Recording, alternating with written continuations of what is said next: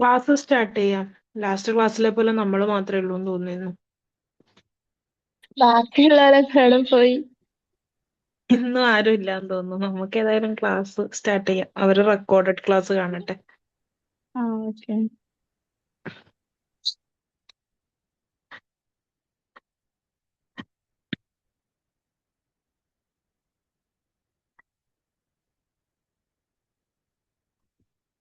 ഇന്നത്തെ topic differences between leadership and management.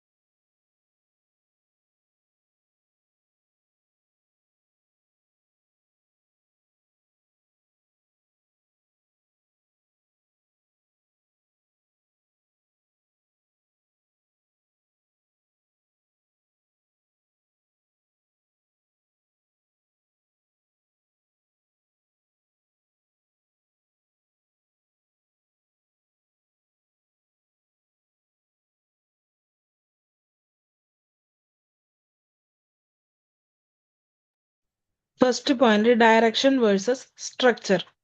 Differences between leadership and മാനേജ്മെന്റിലെ first point direction versus structure. Manager എന്ന് പറയുമ്പോൾ rules, structure, responsibilities ഇതൊക്കെ create ചെയ്യുന്ന ഒരാളെ നമ്മൾ മാനേജർ എന്ന് പറയുന്നത്. അപ്പൊ ഒരു മാനേജർ നമ്മളോട് പറയുന്നത് ഹൂ വിൽ ഡു ദിസ്, ഇത് ആര് ചെയ്യും എന്നുള്ള ചോദ്യം ചോദിക്കുന്ന ഒരാള്. അതായത് അവര് കുറച്ച് റൂൾസ് ആൻഡ് റെഗുലേഷൻസ് ക്രിയേറ്റ് ചെയ്ത് ഇതനുസരിച്ച് നമ്മളെ കൂടെ ജോലി ചെയ്യാൻ പറ്റുന്നത് ആർക്കൊക്കെയാണ് ചോദിക്കുന്ന ഒരാളെ മാനേജർ എന്ന് പറയുന്നത്. ഒരു ലീഡർ എന്ന് പറയുമ്പോൾ അവരൊരു വിഷൻ ക്രിയേറ്റ് ചെയ്യുന്ന, അതേപോലെ തന്നെ കൂടെ വർക്ക് ചെയ്യുന്ന ആൾക്കാരെ വർക്ക് ചെയ്യാൻ വേണ്ടി പ്രോത്സാഹിപ്പിക്കുന്ന ഒരാളായിരിക്കും. എന്തിനു നമ്മൾ ഈ വർക്ക് ചെയ്യണം, നമ്മൾ ലാസ്റ്റ് ക്ലാസ്സിൽ പറഞ്ഞ പോലെ അവർക്ക് പിന്നെ എന്തെങ്കിലും ഒരു മോണിറ്ററി ആയിട്ടുള്ള ഇൻസെന്റീവോ അല്ലെങ്കിൽ നോൺ മോണിറ്ററി ഇൻസെന്റീവോ അങ്ങനെ എന്തെങ്കിലും ഒരു റിവാർഡ് കൊടുത്തുകൊണ്ട് നമ്മൾ എന്തിന് ഈ വർക്ക് ചെയ്യണം, അല്ലെങ്കിൽ ഈ വർക്ക് ചെയ്തു കഴിഞ്ഞാൽ നമുക്ക് ഉണ്ടാവുന്ന ഗുണങ്ങൾ എന്തൊക്കെയാന്നൊക്കെ പറഞ്ഞു കൊടുത്ത് വർക്ക് ചെയ്യുന്നത് ലീഡർ. ഇപ്പൊ ഒരു ഹോസ്പിറ്റലിൽ പുതിയതായിട്ടൊരു ഐ സി യു തുടങ്ങുന്നതാണെങ്കിൽ അവര് മാനേജർ നഴ്സസിനെ ഓരോ സ്ഥലത്ത് അസൈൻ ചെയ്യും. അതേപോലെ തന്നെ അവരുടെ ഡ്യൂട്ടി റോസ്റ്റർ റെഡിയാക്കും, ഷിഫ്റ്റ് റെഡിയാക്കി തരും, നമുക്ക് പ്ലാൻ ചെയ്തു തരും. പക്ഷെ ലീഡർ ആവുമ്പോൾ ഐ സിയുവിൽ എങ്ങനെയാണ് നമ്മൾ ഓരോരോ ആൾക്കാരെയും ജീവൻ രക്ഷിക്കുന്നതെന്നും അതേപോലെ തന്നെ ഡെഡിക്കേഷനോട് കൂടി വർക്ക് ചെയ്യാനും നമ്മൾ അവരെ മോട്ടിവേറ്റ് ചെയ്യും. Second point, focus of work.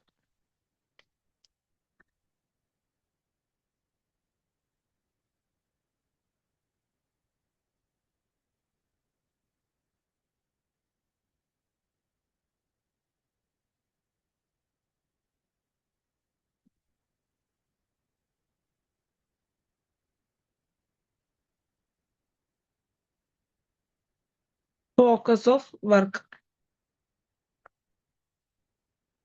Management focus ചെയ്യുന്നത് planning, organising, staffing, directing and controlling. Management ഇത്രയും കാര്യങ്ങളിലാണ് ഫോക്കസ് ചെയ്യുന്നത്. ഇതാണ് മാനേജ്മെന്റിന്റെ ഫംഗ്ഷനും. ഇപ്പൊ ഈ പറഞ്ഞ 5 പോയിന്റ്സ് ആണ് മാനേജ്മെന്റിന്റെ ഫംഗ്ഷനും. അവർ ഈ 5 പോയിന്റിലേക്കാണ് ഫോക്കസ് ചെയ്യുക. Planning, organising, staffing, directing, controlling. Leadership focus ചെയ്യുന്നത് motivation, team work, communication, listening, relationship building, inspiring employees. Leadership main ആയിട്ട് ഫോക്കസ് ചെയ്യുന്നത് ആ ജോലിക്കാരെ കൊണ്ട് വർക്ക് ചെയ്യിപ്പിക്കാൻ നമ്മൾ എന്തൊക്കെ വേണം, അവർക്ക് മോട്ടിവേഷൻ കൊടുക്കുക, അതേപോലെ ടീം വർക്ക്, അവരോട് നന്നായി കമ്മ്യൂണിക്കേറ്റ് ചെയ്യുക, അവരുടെ കാര്യങ്ങൾ ശ്രദ്ധിക്കുക.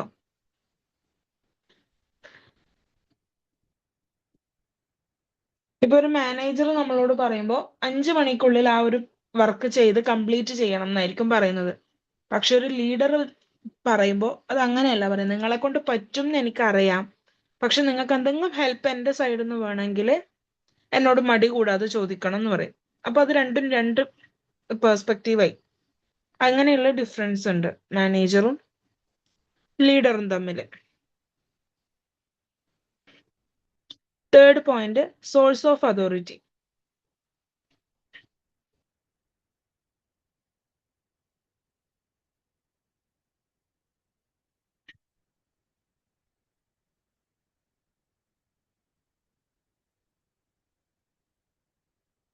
സോഴ്സ് ഓഫ് അതോറിറ്റി എന്ന് പറയുമ്പോൾ, അതോറിറ്റി എന്ന് പറഞ്ഞാൽ അവർക്ക് കിട്ടുന്ന ഒരു എന്താ പറയാ പരിഗണന, അല്ലെങ്കിൽ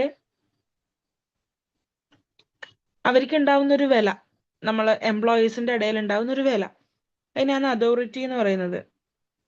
ഒരു മാനേജർക്ക് ആ അതോറിറ്റി കിട്ടുന്നത് അയാളെ പൊസിഷൻ കൊണ്ടാ. നമ്മൾ മാനേജർ എന്ന് പറയുമ്പോൾ അയാളെ റെസ്പെക്ട് ചെയ്യുന്നത്, നമ്മൾ ബോസ് ആയതുകൊണ്ട് നമ്മൾ അയാളെ റെസ്പെക്ട് ചെയ്യുന്നു. പക്ഷെ നേരെ മറിച്ച് അതൊരു ലീഡർ ആവുമ്പോൾ നമ്മൾ അവരെ റെസ്പെക്ട് ചെയ്യുന്നത് ട്രസ്റ്റ് ഉള്ളത് കൊണ്ടായിരിക്കും. നമുക്ക് അയാളിൽ ഒരു വിശ്വാസം ഉണ്ടാവും. ആ വിശ്വാസം കൊണ്ട് നമ്മൾ അയാൾക്ക് മാനേജറിനേക്കാളും വലിയൊരു സ്ഥാനം നമ്മളെ മനസ്സിൽ കൊടുക്കും ചിലപ്പോൾ.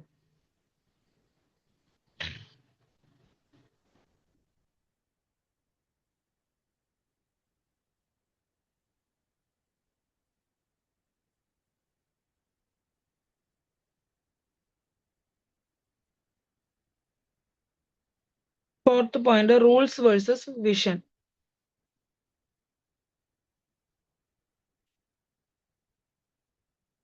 മാനേജർ ഫോളോ ചെയ്യുന്നത് പോളിസീസ്, റൂൾസ്, പ്രൊസീജിയേഴ്സ് ആയിരിക്കും. പക്ഷെ ലീഡർ ക്രിയേറ്റീവ് ആയിട്ടുള്ള കാര്യങ്ങളായിരിക്കും ചെയ്യുന്നത്. അയാൾ ചിന്തിച്ച് എന്തൊക്കെ ചെയ്യിക്കാൻ പറ്റും അല്ലെങ്കിൽ എന്തൊക്കെ ചെയ്യാൻ പറ്റും എന്നൊക്കെ അയാളായിട്ട് ക്രിയേറ്റീവായി തിങ്ക് ചെയ്തായിരിക്കും ഉണ്ടാക്കുന്നത്. അപ്പൊ ഇത് രണ്ടും തമ്മിൽ വ്യത്യാസമുണ്ട്. മാനേജർ ഓൾറെഡി റിട്ടേൺ ആയിട്ടുള്ള അല്ലെങ്കിൽ ഓൾറെഡി നമ്മൾ പഠിപ്പിച്ചു വെച്ച കാര്യങ്ങൾ ചെയ്യും. ലീഡർ ആ സമയത്ത് അല്ലെങ്കിൽ ആ സിറ്റുവേഷൻ എന്താണോ മാച്ച് ആവുന്നത് അത് നോക്കിയിട്ടായിരിക്കും ചെയ്യുന്നത്.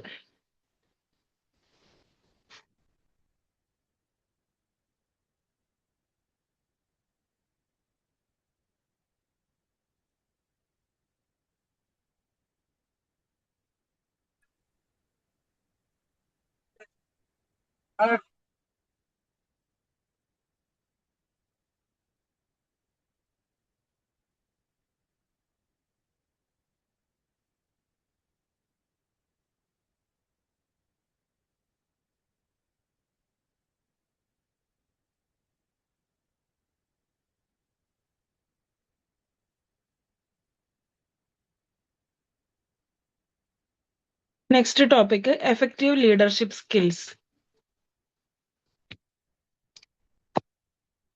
Effective leadership skills. അതിൽ first point master your time. Master your time. നമ്മൾ ടൈം എങ്ങനെ കറക്റ്റ് അല്ലെങ്കിൽ നമ്മൾ വൈസ് ആയിട്ട് യൂസ് ചെയ്യണം, ബുദ്ധിപരമായി എങ്ങനെ ടൈം യൂസ് ചെയ്യാം.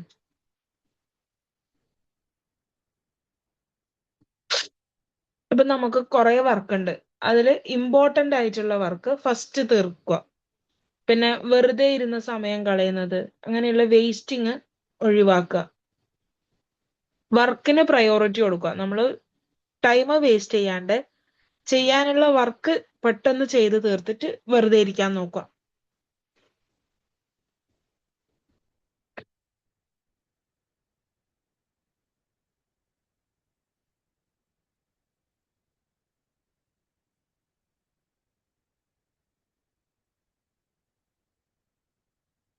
Second, ask questions. Ask questions എന്ന് പറഞ്ഞാൽ നമ്മൾ വെറുതെ ഊഹങ്ങൾ വെച്ചിട്ട് ഒരു കാര്യവും ചെയ്യാൻ പാടില്ല.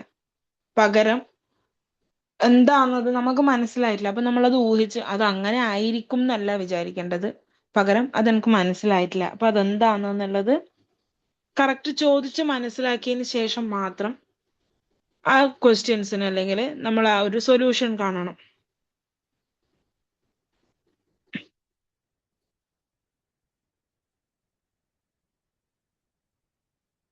Third point, provide work life balance.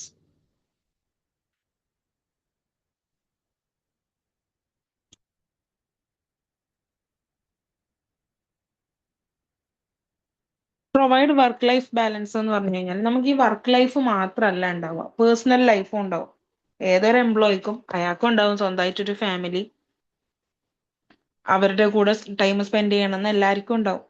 അപ്പൊ നമ്മൾ വർക്ക് ലൈഫ് മാത്രം പോരാ, പേഴ്സണൽ ലൈഫിനും കൂടി ഇമ്പോർട്ടൻസ് കൊടുത്ത് നമ്മൾ എന്തെങ്കിലും ഫാമിലിയിൽ എമർജൻസീസ് വരുമ്പോൾ അവർക്ക് ലീവ് സാങ്ഷൻ ചെയ്ത് കൊടുക്കുക. അതേപോലെ ഷിഫ്റ്റിൽ എന്തെങ്കിലും വ്യത്യാസം വരുത്തി കൊടുക്കുക. അപ്പൊ ചെറിയ കുട്ടിയുള്ള ഒരു നേഴ്സ്, ആ നേഴ്സിന് ചെറിയൊരു കുട്ടിയുണ്ട്, അപ്പൊ ആ കുട്ടിക്ക് വേണ്ടിയിട്ട് നമ്മൾ നൈറ്റ് ഒഴിവാക്കി കൊടുക്കാൻ പറ്റുമെങ്കിൽ അത് ചെയ്തു കൊടുക്കുക.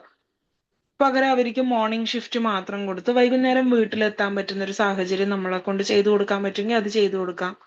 അല്ലെങ്കിൽ ഇപ്പൊ ഒരു ദിവസം നേരത്തെ പോകണം, അങ്ങനെ ഉണ്ടെങ്കിൽ നമുക്ക് ഡ്യൂട്ടി അഡ്ജസ്റ്റ് ചെയ്ത് കൊടുക്കുക. എന്തെങ്കിലും ലീവ് ആവശ്യമുണ്ടെങ്കിൽ അങ്ങനെയുള്ള ഫാമിലി എമർജൻസീസിൽ ലീവ് സാങ്ഷൻ ചെയ്ത് കൊടുക്കുക. അതുകൊണ്ട് വർക്ക് ലൈഫും പേഴ്സണൽ ലൈഫും ബാലൻസ് ചെയ്യാൻ വേണ്ടി പഠിക്കണം.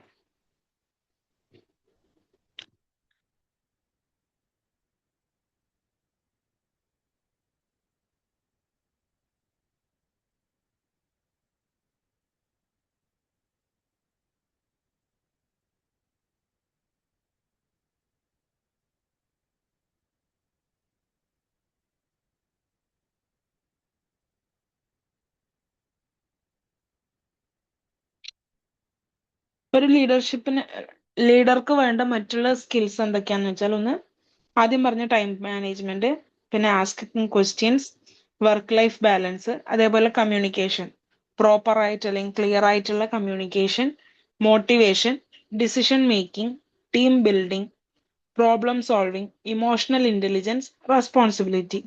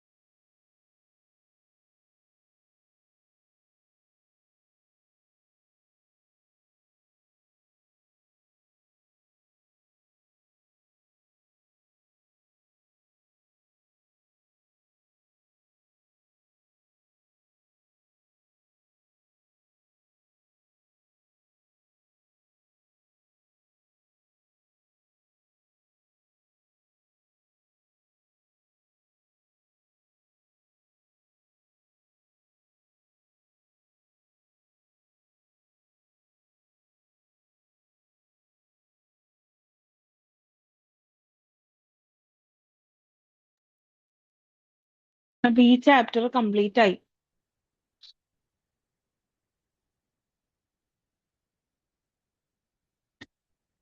ഈ ചാപ്റ്റർ നമ്മൾ ഇന്ന് കംപ്ലീറ്റ് ചെയ്തു. ഇനി ഞാൻ ക്വസ്റ്റ്യൻ ചോദിക്കട്ടെ?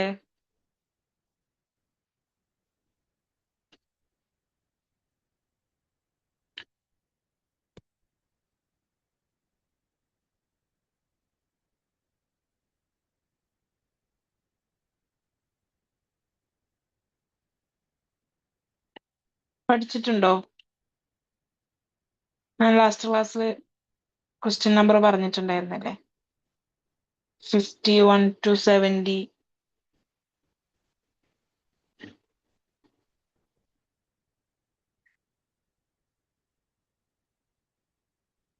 60 വരെയൊക്കെ 60 ആ പറഞ്ഞിട്ടുണ്ടായത്? 70 മിസ് പറഞ്ഞിട്ടുണ്ടായിരുന്നു. 70 അല്ലേ? ഉം.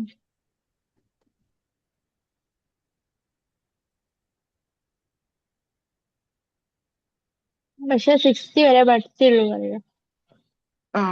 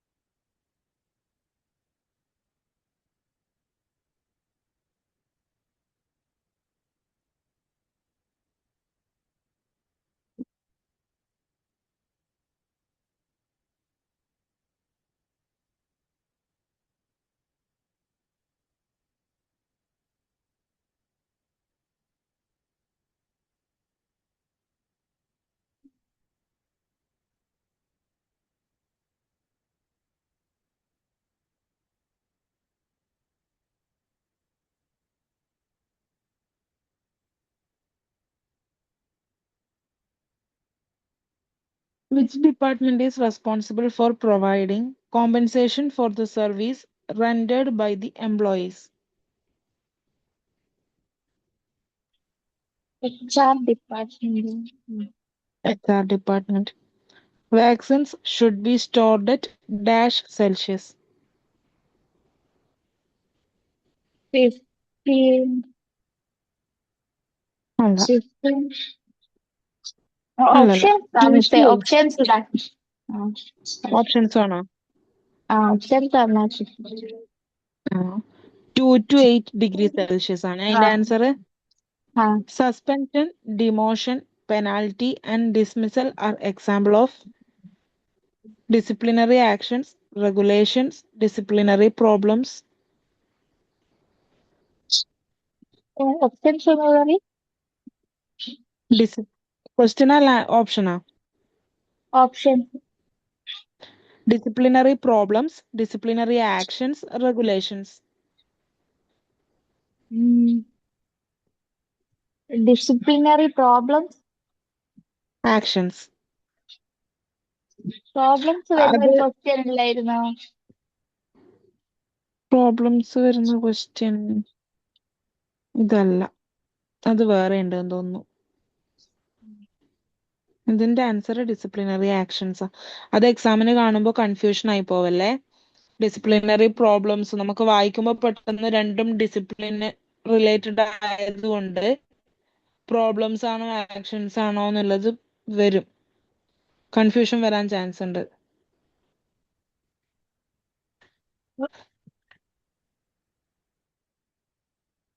Each hospital is comprised of a wide range of dash and units.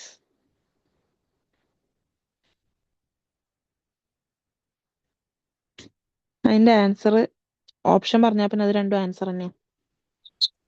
Both and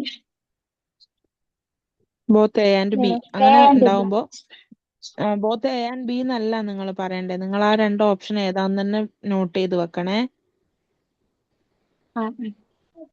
എയും ബിയും ഏതാ ഓപ്ഷൻസ് വരുന്നത് കറക്റ്റ് ഒന്ന് നോട്ട് ചെയ്ത് വെക്കണം.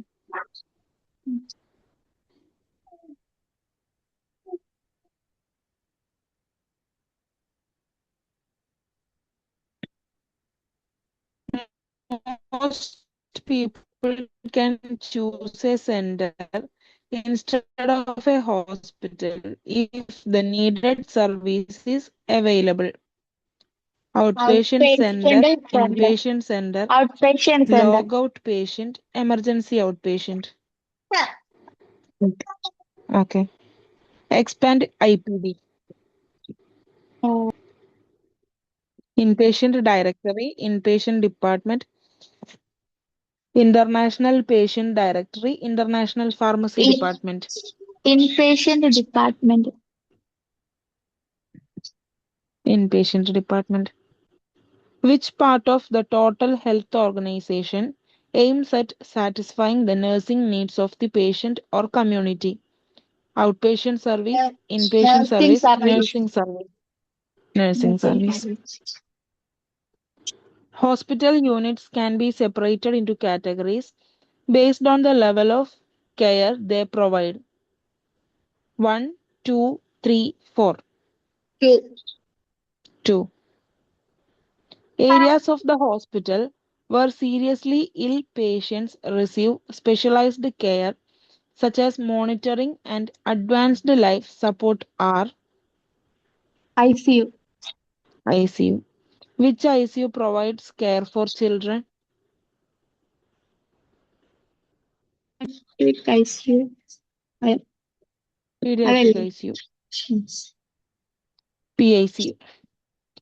ഈ ക്വസ്റ്റ്യനിൽ നമുക്ക് ചിൽഡ്രൻ എന്ന് കാണുമ്പോൾ പെട്ടെന്ന് NICU PICU അത് ഡൗട്ട് വരാം.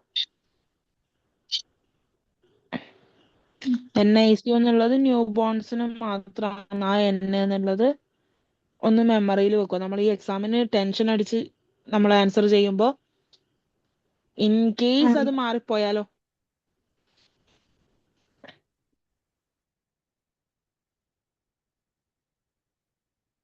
Is considered disgraceful or dishonorable by additional misconduct, unethical act, medical negligence. Professional misconduct. Professional misconduct are harms that have been caused by the willful misconduct of another. Negligent tort, intentional tort, unintentional tort, strict liability tort, intentional tort. What is the term used to describe an excessive number of WBC in the human body?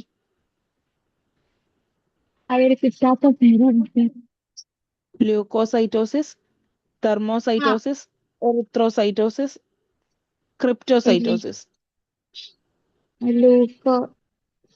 Leukocytosis. അത് മിസ്സെ 3-4 പേര് വരുന്നില്ലേ answer? അതങ്ങനെ നമുക്ക് തിരിയ ഇതിന്റെ അർത്ഥം എന്തെന്നാന്ന് വെച്ചാൽ അത് വെച്ച് പഠിക്കേന്. ഈ ല്യൂക്കോസൈറ്റോസിസ് എന്ന് പറഞ്ഞാല് ഹ്യൂമൻ ബോഡിയിൽ വൈറ്റ് ബ്ലഡ് സെൽസ് ഇല്ലേ, അതിന്റെ അളവ് ക്രമാതീതമായി കൂടുന്ന കണ്ടീഷനെ എന്ത് പറയുന്നു എന്നാണ് ആ ചോദ്യം. ആ കണ്ടീഷനെ നമ്മൾ ല്യൂക്കോസൈറ്റോസിസ് എന്ന് പറയും.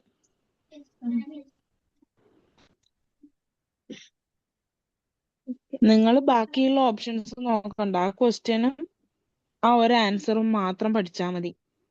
ഓപ്ഷൻസ് ശ്രദ്ധിക്കണ്ട. അപ്പൊ നമുക്ക് ക്വസ്റ്റ്യൻ കാണുമ്പോ തന്നെ ആൻസർ അറിയാലോ. കൂടുതലും മേലെന്നുള്ള റിപ്പീറ്റീവ് ക്വസ്റ്റ്യൻസ് തന്നെ വരുക നിങ്ങൾക്ക്.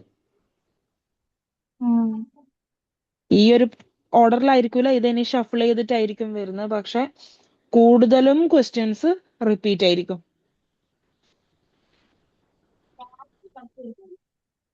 Average life span of RBC?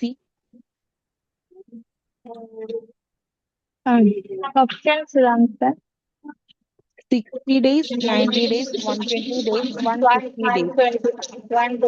120. Normal range of platelet count in adult humans? 1,50,000 and 4 lakh. Which organ is responsible for producing most of the proteins found in human blood? Lungs, Liver. spleen, kidney, liver. What is the term used to describe a deficiency of platelets in the human body?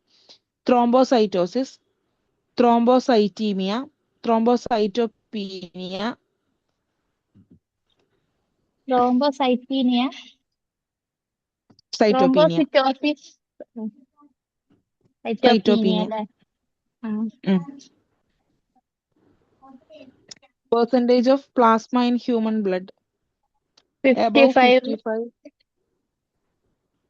approximately 55. approximately 55%. An operating theater equipped with advanced medical imaging devices is called Or modular hybrid OT, hybrid route. hybrid OT. Study of blood and blood components is known as Mm. oncology, Hemat- bacteriology, virology, Hematology. hematology. Term used to describe an excessive number of platelets in the body caused by another disease. Thrombocytosis, leukocytosis, thrombocytemia, erythrocytosis.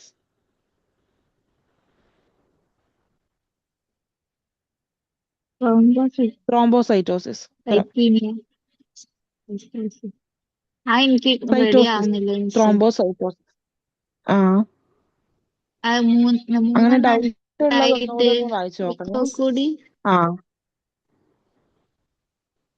അത് ഏകദേശം ഒന്നാമത്തേത് അത് ഒരേപോലെയുള്ള പേര് കാണുമ്പോ പറയാൻ കിട്ടുന്നില്ല. ആ tough ആയിട്ടുള്ള ഒരു വേർഡ് ആണല്ലോ. അതെ അതെ. നമ്മൾ അതുകൊണ്ട് വായിക്കുമ്പോ അത് പ്രൊനൗൺസിയേഷൻ തെറ്റിപ്പോവോ എന്നുള്ള ഒരു പേടിയുണ്ടാവും.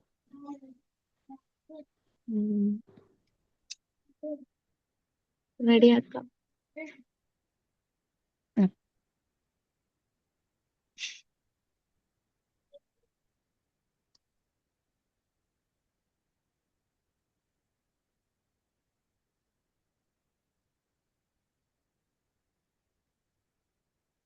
ഈ ചാപ്റ്ററിൽ ഏതെങ്കിലും ഭാഗങ്ങൾ ഡൗട്ട് ഉണ്ടോ?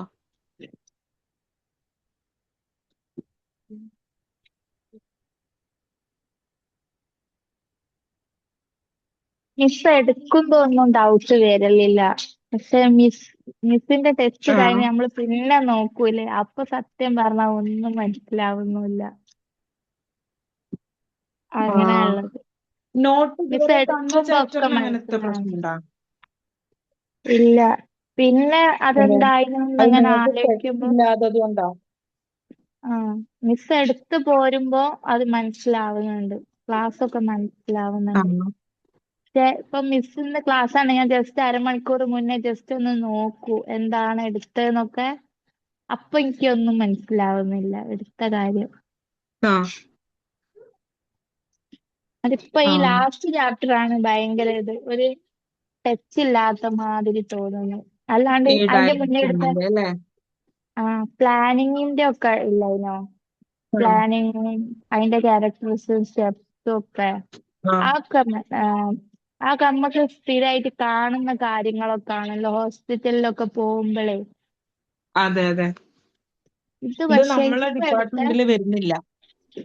ഈ ലീഡറിന്റെ അങ്ങനത്തെ കാര്യങ്ങളൊക്കെ അല്ലേ, റിപ്പോർട്ടിങ് എന്തൊക്കെയോ മിസ് പറഞ്ഞില്ലേ? അതൊന്നും എന്തെന്നാണ് ഒരു ഐഡിയ ഇല്ല. അത് നോട്ട് ഞാൻ ഈ ആഴ്ച തരാം. ഇനിയിപ്പോ 3 ചാപ്റ്ററിന്റെ നോട്ടാ പെൻഡിങ് ഉള്ളത്. ലാസ്റ്റ് എടുത്ത 3 ചാപ്റ്റർ ഉണ്ടല്ലേ? പക്ഷെ ഒക്കെ കൂടെ ഒരുമിച്ച് തരല്ലേ, ഓരോന്ന് തന്നാ മതി. ഓരോന്ന് തരാം. മാക്സിമം ഷോർട്ട് ആക്കിയിട്ട് നോട്ട് തരാൻ നോക്കാം. കാരണം ഈ ഭാഗങ്ങളൊന്നും നോട്ട് നമുക്ക് അത്ര അത്യാവശ്യമുള്ളതല്ല. ജസ്റ്റ് ഇമ്പോർട്ടൻസ് വായിച്ച് മാത്രം തന്നാ മനസ്സിലാക്കിയാൽ മതി. മതിയെന്നോ? ഇമ്പോർട്ടന്റ് ആയിട്ടുള്ളത് മാത്രം പോയിന്റ് വൈസ് ആയിട്ടും അങ്ങനെ എങ്ങനെയെങ്കിലും തരാം.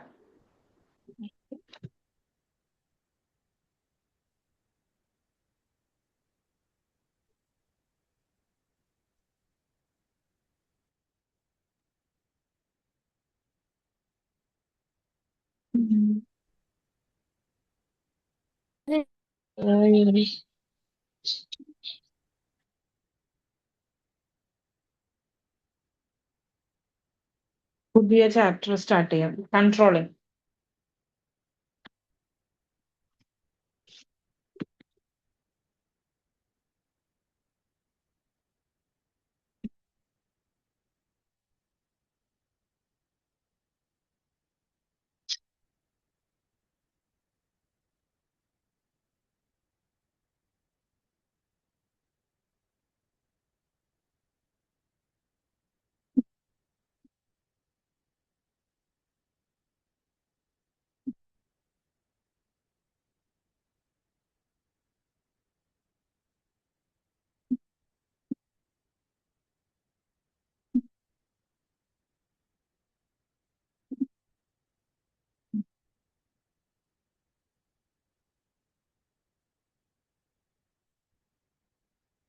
ഈ ചാപ്റ്ററിൽ മാനേജ്മെന്റിന്റെ മറ്റൊരു ഫംഗ്ഷനായ കൺട്രോളിങ്ങിനെ പറ്റിയാണ് നമ്മൾ ഡിസ്കസ് ചെയ്യുന്നത്.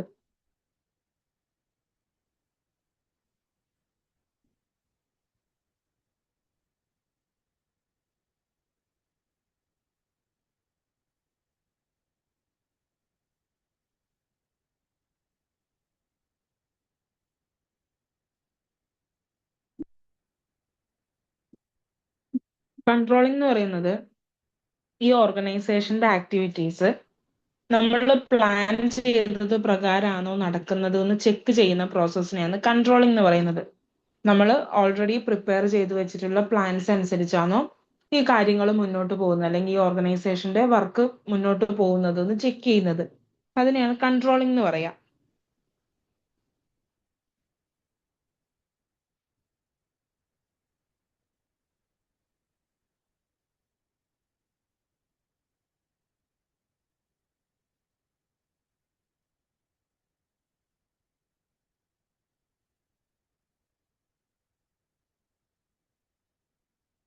ഒരു മാനേജർ ഫസ്റ്റ് ഡിസൈഡ് ചെയ്യുന്നത് നമ്മൾ എന്താണ് അച്ചീവ് ചെയ്യേണ്ടത്. ഈ ഒരു ഓർഗനൈസേഷനിൽ ആ ഒരു വർക്ക് ചെയ്യുന്നത് കൊണ്ട് നമ്മൾ അച്ചീവ് ചെയ്യുന്ന ഗോൾ എന്താണ് എന്നുള്ളത് സെറ്റ് ചെയ്യണം. ഫസ്റ്റ് ആ ഒരു ഗോൾ സെറ്റ് ചെയ്തിട്ടുണ്ടാവണം. അതിനുശേഷം നമ്മൾ എത്ര അതിനു വേണ്ടിയിട്ട് അച്ചീവ് ചെയ്യണം.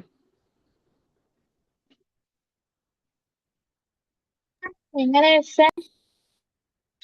ആദ്യം നമ്മൾ ഒരു ഗോൾ സെറ്റ് ചെയ്യണം. ഈ വർക്ക് ചെയ്യുന്നത് കൊണ്ട് നമ്മൾ അച്ചീവ് ചെയ്യേണ്ട ഗോൾ എന്താണ് എന്നുള്ളത് സെറ്റ് ചെയ്തിട്ടുണ്ടാവണം. അതിന് ശേഷം വേണ്ടത് how much should be achieved, എത്രത്തോളം അത് അച്ചീവ് ചെയ്യണം.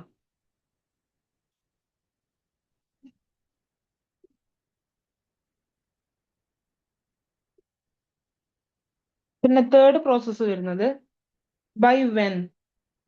നമ്മൾ അതിനൊരു ടൈം കൊടുക്കും. 6 മാസം കൊണ്ടായിരിക്കും ചിലപ്പോൾ ആ ഒരു ഗോൾ അച്ചീവ് ചെയ്യേണ്ടത്, അല്ലെങ്കിൽ ഒരാഴ്ച കൊണ്ടായിരിക്കും. അപ്പോൾ എത്ര ദിവസം കൊണ്ട് ആ ഗോൾ നമ്മളെ കൊണ്ട് അച്ചീവ് ചെയ്യാൻ പറ്റും എന്നുള്ളതും നമ്മൾ ഫസ്റ്റ് തന്നെ സെറ്റ് ചെയ്യണം. അതിനുശേഷം മാനേജർ ചെക്ക് ചെയ്യുന്നത് വർക്ക് പ്രോപ്പർ ആയിട്ടാണോ നടക്കുന്നത്, അല്ലെങ്കിൽ വർക്ക് ചെയ്തത് പ്രോപ്പർ ആയിട്ടാണോ, എംപ്ലോയീസ് നമ്മൾ പ്ലാനിനെ ഫോളോ ചെയ്യുന്നുണ്ടോ, പിന്നെ ഗോൾസ് അച്ചീവ് ചെയ്തോ, ലാസ്റ്റ് നമുക്ക് ആ റിസൾട്ട് കിട്ടിയോ എന്നുള്ളതും നോക്കണം.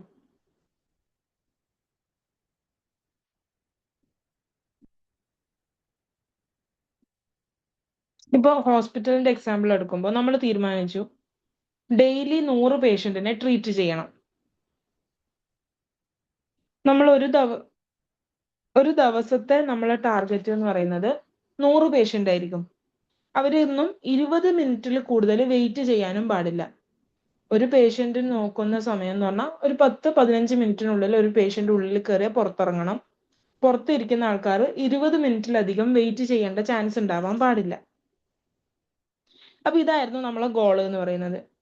അപ്പൊ ഒരു മാസം കൊണ്ട് നമുക്കിത് അച്ചീവ് ചെയ്യാൻ പറ്റുന്നുണ്ടോ എന്ന് നമ്മളിത് ചെക്ക് ചെയ്യും. ഇതിനി മുന്നോട്ട് കൊണ്ടുപോകണോ എന്ന് അറിയാൻ വേണ്ടിയിട്ട്. സോ നമ്മൾ 1 മന്തിന് ശേഷം ഇതൊന്ന് നോക്കുന്ന സമയത്ത് 75 പേഷ്യന്റിനെ മാത്രമേ നമുക്ക് ട്രീറ്റ് ചെയ്യാൻ പറ്റിയിട്ടുള്ളൂ. അതേപോലെ തന്നെ വെയിറ്റിംഗ് ടൈം എന്ന് പറയുന്നത് ഒരു 40 മിനിറ്റ് അല്ലെങ്കിൽ 45 മിനിറ്റ് ഒക്കെ കാണിക്കുന്നുണ്ടെങ്കിൽ നമ്മൾ ആദ്യം സെറ്റ് ചെയ്തതും പിന്നെ നമുക്ക് കിട്ടിയ റിസൾട്ടും വെച്ചിട്ടൊന്ന് കമ്പയർ ചെയ്യും. അപ്പൊ നമുക്ക് എന്താണ് അതിൽ വന്ന പ്രശ്നം എന്ന് മനസ്സിലാക്കാൻ പറ്റും. കാരണം 100 പേഷ്യന്റും അവർക്ക് എല്ലാവർക്കും 20 മിനിറ്റ് വെയിറ്റിംഗ് ടൈം, 20 മിനിറ്റിൽ കുറവ് വെയിറ്റിംഗ് ടൈം കൊടുക്കണം എന്ന് പറയുന്നത് പോസിബിൾ ആയിട്ടുള്ള കാര്യമല്ല. ചിലപ്പോൾ ഒരു പേഷ്യന്റ് വന്നു കഴിഞ്ഞാൽ അവരെ കൂടുതലായിട്ട് എക്സാമിൻ ചെയ്യാനുണ്ടാവും. അപ്പോൾ ഓരോ പേഷ്യന്റിനും ഓരോ ടൈപ്പ് ആയിരിക്കും നമ്മൾ ട്രീറ്റ്മെന്റ് കൊടുക്കേണ്ടതും. അതേപോലെ തന്നെ ആൾക്കാർ നമ്മളോട് പറയുന്നതും അവരെ പ്രശ്നങ്ങൾ പറയുന്നതും ഡിഫറെന്റ് ആയിരിക്കും. അങ്ങനെ ഉണ്ടാവുന്ന സമയത്ത് നമുക്ക് അതിൽ കറക്റ്റീവ് മെഷേഴ്സ് അല്ലെങ്കിൽ കറക്റ്റീവ് ആയിട്ടുള്ള ആക്ഷൻസ് നമ്മൾ അത് ഓവർകം ചെയ്യാൻ എന്ത് ആക്ഷൻസ് എടുക്കാൻ പറ്റും എന്ന് നോക്കും. അത് ഓവർകം ചെയ്യാൻ നമുക്ക് കൂടുതൽ നേഴ്സിനെ ഹയർ ചെയ്യാം. അതേപോലെ ഡോക്ടറിന്റെ ഷിഫ്റ്റ് ഇൻക്രീസ് ചെയ്യാം. പിന്നെ അപ്പോയിന്റ്മെന്റ് ഷെഡ്യൂളിങ് ഇംപ്രൂവ് ചെയ്യുന്നത്. അപ്പോയിന്റ്മെന്റ് ഷെഡ്യൂൾ എന്ന് പറയുമ്പോൾ ഒരു 10 പേഷ്യന്റ് 1 മണിക്കൂറിനുള്ളിൽ കയറാൻ പറ്റുന്നത് ചിലപ്പോൾ 10 പേഷ്യന്റിനായിരിക്കും. അപ്പൊ ആ 10 പേഷ്യന്റിന് നമ്മൾ അപ്പോയിന്റ്മെന്റ് എടുക്കുന്ന സമയത്ത് അവരോട് പറയാം, 10 മണി രാവിലെ 9 മണിക്ക് ഡോക്ടർ വരും. അപ്പൊ 9നും 10നും ഉള്ളിലുള്ള ടൈമിൽ നിങ്ങൾ എത്തണം എന്ന് പറയാം. കറക്റ്റ് ആ ടൈമിൽ വരുന്ന പേഷ്യൻസിനെ മാത്രം ആ സമയത്ത് കയറ്റുക. പിന്നെ വിളിക്കുന്ന 10 ആൾക്കാർക്ക് നമ്മൾ 10 മണി ടു 11 മണി എന്നുള്ള ടൈം കൊടുക്കുക. അപ്പൊ നമുക്ക് ഈ വെയിറ്റിംഗ് ടൈമിലുള്ള പ്രശ്നങ്ങൾ ഒഴിവാക്കാൻ വേണ്ടി പറ്റും.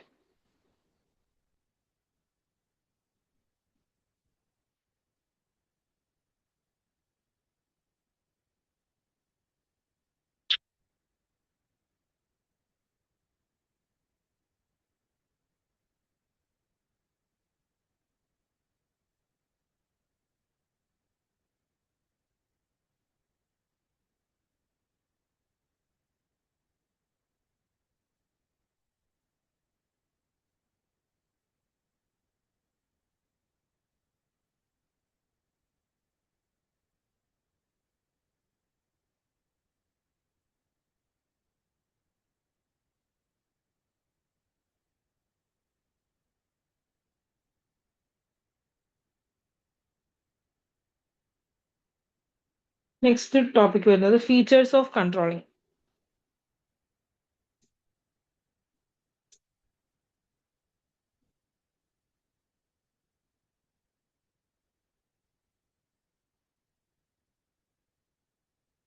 ഫീച്ചേഴ്സ് ഓഫ് കൺട്രോളിങ്ങില് ഫസ്റ്റ് വരുന്ന point helps achieve organisational goals.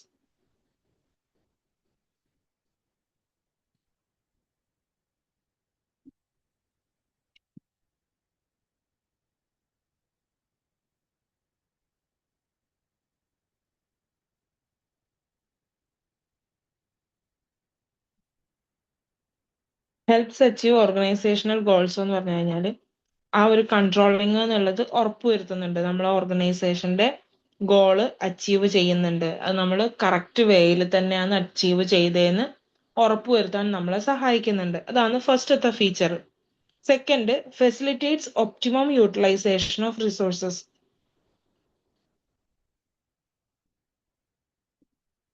Resources എന്ന് പറഞ്ഞാൽ നമ്മൾ അതിന് ഉപയോഗിക്കുന്ന സാധനങ്ങൾ, മണി, ടൈം, സ്റ്റാഫ്, എക്യുപ്മെന്റ്സ്.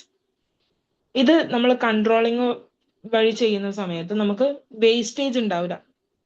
ഇപ്പോൾ ഓവറായിട്ട് നമ്മൾ ഒരു കാര്യത്തിലേക്ക് സ്പെൻഡ് ചെയ്യൂല, ഓവറായിട്ടുള്ള എമൗണ്ട് സ്പെൻഡ് ചെയ്യുന്നുണ്ടാവില്ല. അതേപോലെ തന്നെ ടൈം മാനേജ് ചെയ്യാൻ വേണ്ടി പറ്റും, സ്റ്റാഫിനെ നമുക്ക് ഈക്വലായി ഡിസ്ട്രിബ്യൂട്ട് ചെയ്യാൻ വേണ്ടി പറ്റും.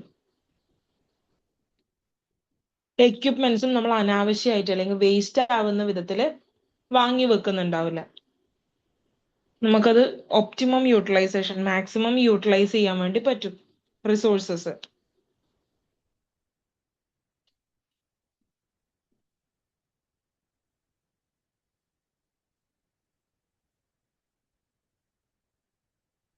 തേർഡ് പോയിന്റ് വരുന്നത് maintains discipline and order.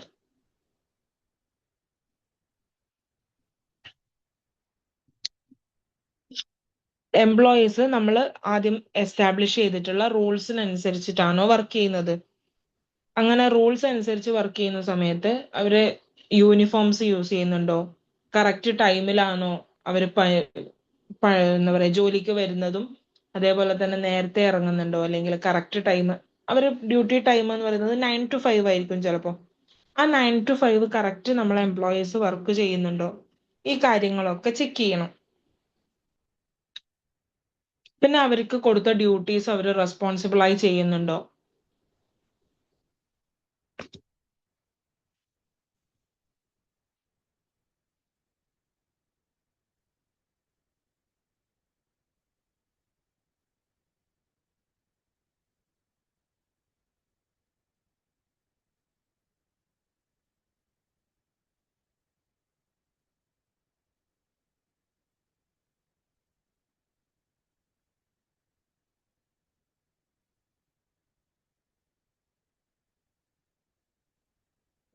Controlling എന്നുള്ള ചാപ്റ്റർ കുറച്ച് ബോറിംഗ് ആയിട്ട് തോന്നുന്നുണ്ടാവാം. ഈ മാനേജ്മെന്റിൽ വരുന്ന ചാപ്റ്റേഴ്സ് എല്ലാം നമുക്ക് ബോറിംഗ് ആയിരിക്കും, കാരണം നമ്മൾ ഹോസ്പിറ്റലിൽ ഡെയിലി ലൈഫിൽ കാണുന്ന സാധനങ്ങളല്ല. എന്തായിരുന്നു?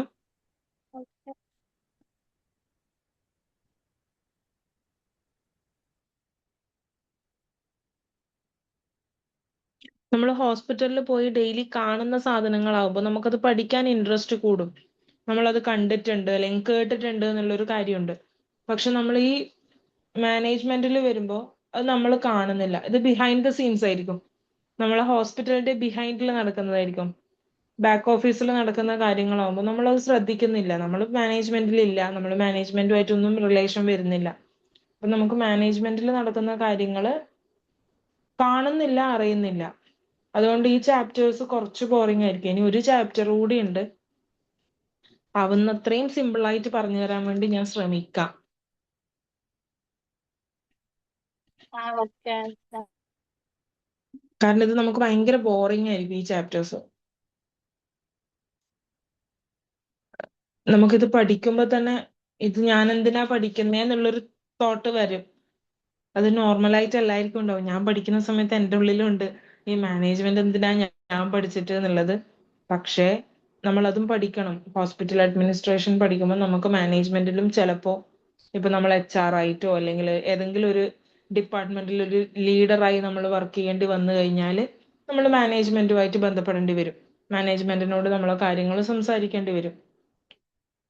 ഇനി അങ്ങനെ അല്ലെങ്കിലും നമ്മൾ ഹോസ്പിറ്റലിൽ നടക്കുന്ന എല്ലാ കാര്യങ്ങളും അറിഞ്ഞു വെച്ചിട്ടുണ്ടാവണം അവിടെ ഒരു സ്റ്റാഫായി വർക്ക് ചെയ്യുമ്പോൾ.